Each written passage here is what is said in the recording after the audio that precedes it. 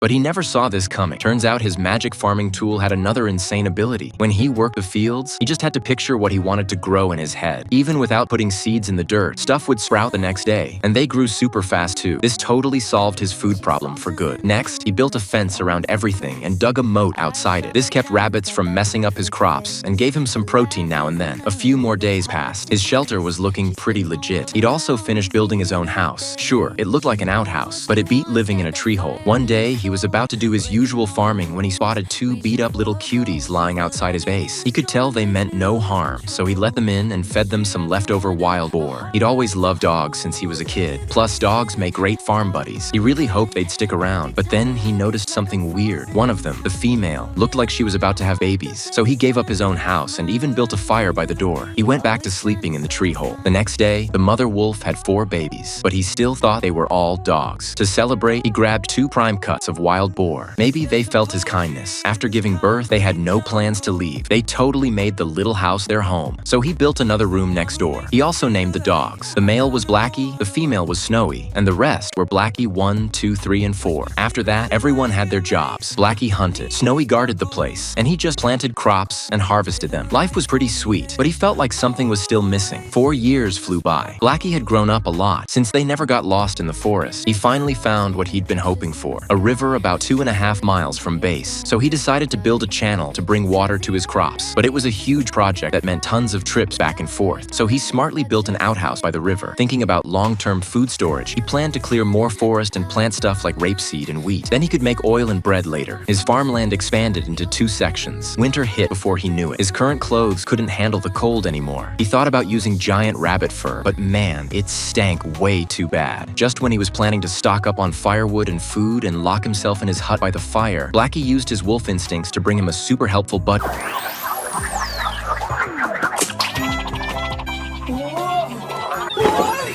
The spider loved the potatoes he gave him, so he moved into the big tree. He also used animal fur to weave him a fuzzy coat. Of course, stuff like blankets and curtains were no problem either. Since the spider looked just like a cushion, he named him Buttpad. With Buttpad's help, even on snowy nights, he didn't feel cold at all. But after not talking to humans for so long, he sometimes felt pretty lonely. After that, who knows how much time passed. Spring came, everything came back to life, and it was mating season for the animals again. He thought they'd gone on their usual forest patrol, but nope. Just in the time it took him to eat, they all came back with their partners. Even Buttpad, who he hadn't seen in forever, had a bunch of babies. He was totally done. He couldn't believe he was living worse than pigs and dogs now. Just when he thought he'd be single forever, Buttpad suddenly sent out a warning call. With Blackie leading the way, he quickly got to the deep forest and found a white-haired little girl covered in spider webs.